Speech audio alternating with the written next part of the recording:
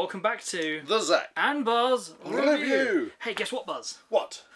We have officially surpassed 2,000 subscribers on the Zak Wylde Productions YouTube channel. Thank you, guys. That is a magnificent milestone, and here is to the next 1,000. Yay! Huzzah! Huzzah! Thanks to you guys. Thank you very much. Keep it going. Keep it going. So, on with the review of Beetlejuice Beetlejuice. Don't say it again. Yes, that's it! Name's Beetlejuice. Anyway, yes. So we're doing Beetlejuice Beetlejuice. Okay, so perhaps I should first start off by saying that I am not overly familiar with the first Beetlejuice, but Bless him. He's a youngster. kind of warm me up for Beetlejuice, I watched the first one. I made him sit down and watch it. No, it's not like it didn't take much persuading. No. I said, no, come sit down and watch it. Because, of course, for me, I went to the cinema when it first came out. That is very true. I saw it there and have subsequently loved the movie for years. I Especially found the dance routine. it's a bit silly, but a bit unstructured. It didn't really have much of a story. What year was it? It was was it 80s or 90s movie? No idea. Probably 80s. But that's the way it was. It was fun. Yeah, I get the fun part. It was fun, but I was surprised at considering it's got such a cult status. We saw the Winona Ryder in it. A bit of kind of like you know everything that's going on within the first 20 minutes. Yeah, kind of, but it's just fun because it's another one of those movies where you just like take it on a sort of silly story. Oh, I know you're asking me. It's gonna be scary. So going on to the new one, Beetlejuice. Yep. Same director. Same director, same cast. Yes. Well, most of them. All of them, apart from Jeffrey Jones, who thankfully I think they sympathetically wrote out his character. Is that the guy who got eaten by a shark? Yes, okay. yes. Because the actor couldn't be in it because of certain legal reasons. Let's just say that. Okay, Leave it there. So, I really enjoyed it. Okay, yes, so I really enjoyed it because it had much more of a story as opposed to the first one. Yep. Obviously, you had Beetlejuice's wife. Yes, yeah, Danny the DeVito. soul sucker. Danny DeVito is like a dead cleaner type thing. You can get deader than dead in Beetlejuice, it would seem. It would seem. Yes. You had the sandworms back. Sandworms back. Oh, sandworms. We had the backstory of Beetlejuice himself. Turns out he was a grave robber. Yes. Which was good to see. And fell in love with this. Yeah, the soul-sucking. The soul-sucking head blood of a cult lady. Yes, who then he got his revenge on as he was being poisoned by chopping her into pieces. Unfortunately, Danny DeVito's character causes the pieces to get reassembled. Or she reassembles herself, really, with a staple gun. Which I predict is probably going to be, for the ladies, the hottest Halloween costume this year. Oh, probably. You're going to see all these people with staples all up their faces and everywhere. Prove me wrong. Anyway, what I loved about this movie, you're right about the story. The story was more in depth, and I loved the twist with the young lad in the treehouse. Oh, you mean the murder house? Yeah, the murder house. Because the thing was with that, is I think from the trailer, you kind of got the impression that her daughter, Lydia's daughter, was taken into the, what would you call it, the limbo realm. Yeah. Before you get to the Soul Train, to the all aboard the Soul Train to the great beyond. So this is kind of limbo world, isn't it? Yeah. I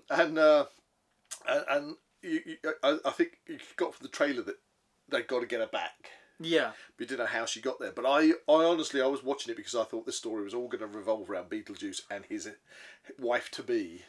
But And then the boy turned up, and you just thought, well, this is another character in this story. In this mix. And then it turned out there's a twist to it, because even when we got into his room and there's the book, the instruction manual, he just said, "Oh, I got it from a car boot sale," and we knew from the first movie that there was a book. Yeah, and I assumed that was going to be the book. It was the book. So it kind of like went straight over my head, and that was a great thing because I didn't see it coming. And for most movies, I tend to like see these things. So just to suddenly see the murder house.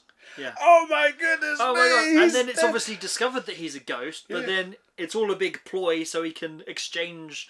Like he can get his life back. He can get his life back. Yeah, which is what Beetlejuice is trying to do, isn't he? Yeah, so he's very much kind of like... Well, I don't know, is he kind of worse than Beetlejuice? I think because he's a cold-blooded murderer and he killed his parents. Yeah. Yeah, he is being bad because obviously he wants to exchange his essence, his life or soul or whatever you want to for Lydia's daughter. So that he's a bad man, but obviously Beetlejuice on the opposite side starts off in the mortal realm as being this grave digger, but not grave digger, grave robber, but he becomes what is classified as a demon.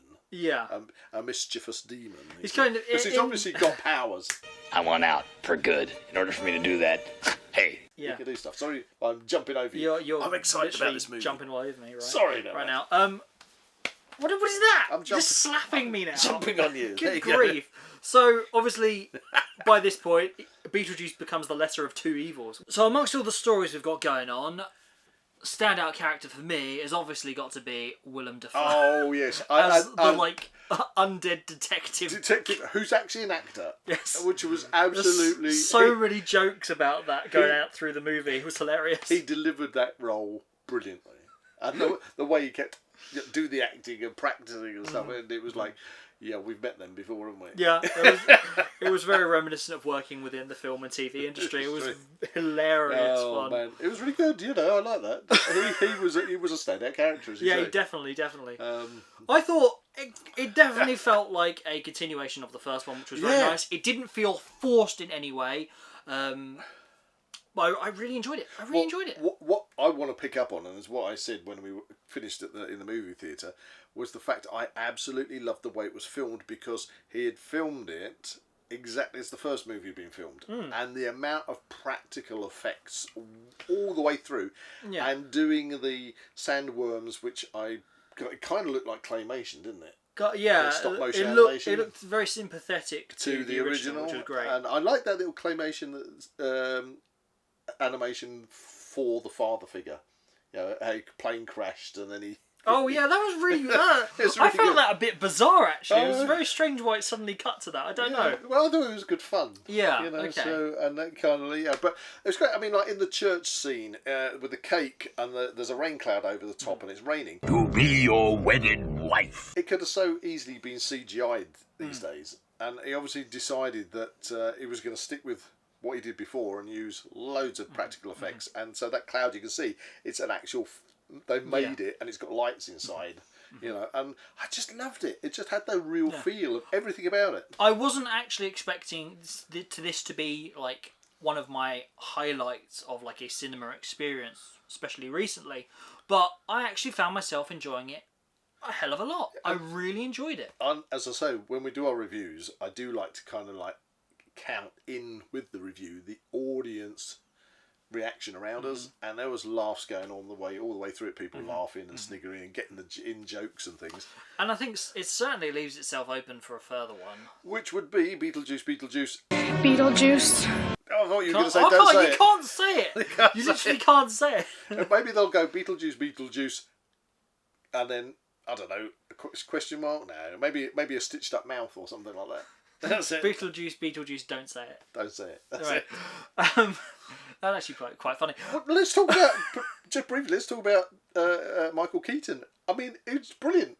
I mean, all these years difference, and it was spot on. Just nailing it. It's such a bizarre character. Yeah, I think that was the thing. You see, some people really didn't like his character in the first movie, but I think if you watch the second movie, you kind of get a bit more sympathetic to his character.